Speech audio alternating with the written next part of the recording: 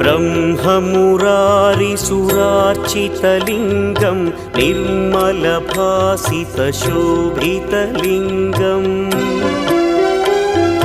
जन्मजदुःखविनाशकलिङ्गं तत्प्रणमामि सदा शिवलिङ्गम्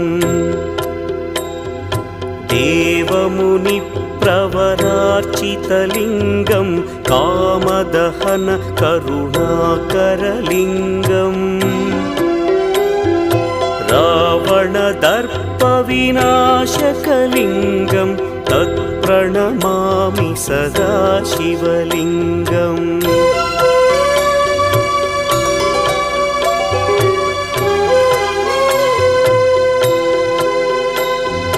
सर्वसुगन्धसुलेपितलिङ्गं बुद्धिविवर्धनकलिङ्गम्